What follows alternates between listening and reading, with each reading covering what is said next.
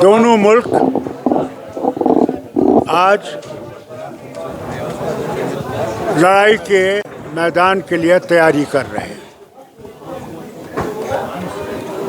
कोशिशें दुनिया में हो रही हैं कि ये ना हो और कोई रास्ता निकाला जाए जिससे ये जो हुआ है इसको उन लोगों को पकड़ा जाए जिन्हें किया है, और जो इनके चलाने वाले हैं उनको भी गिरफ्त में लिया जाए। अब कितना वो दुनिया कामयाब होगी इसको रोकने में, वो अल्लाह जानता है। डॉक्टर साहब, जिस तरह से ये मेरे पास नहीं है, ये टोटली गवर्नमेंट ऑफ इंडिया के पास है। ये सवाल आपको उनसे करना चाहिए। जहाँ तक मेरा इंसानियत का सवाल है, ये ऐसा कार्रवाई बेहतर नहीं है, ये इंसानियत के ख़िलाफ़ है। वो यहाँ 70 साल से रह रही थी या 25 साल से रह रही थी या 5 साल से रह रही थी, वो यहाँ थी, उसके बच्चे यहाँ थे, पढ़ते थे। उन्हें हिंदुस्तान को कोई ज़ख्म नहीं दिए, बल्कि हिंदुस्तान को कबूल किया। तो इससे कोई नतीजे अच्छे नहीं होते। पाकिस्तान फेल्ड स्टेट है,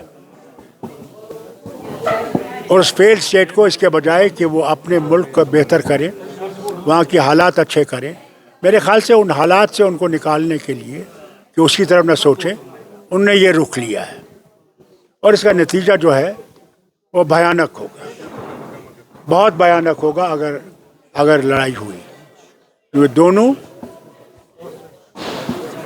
एटॉमिक पावर रखते हैं, और अगर उसका इस्तेमाल हुआ तो फिर तो अल्लाह ही जाने कि क्या होगा। आप मांग रहे थे, ये कोई नई चीज़ नहीं है, ये तो पहले से ही लोगों की ज़रूरत थी।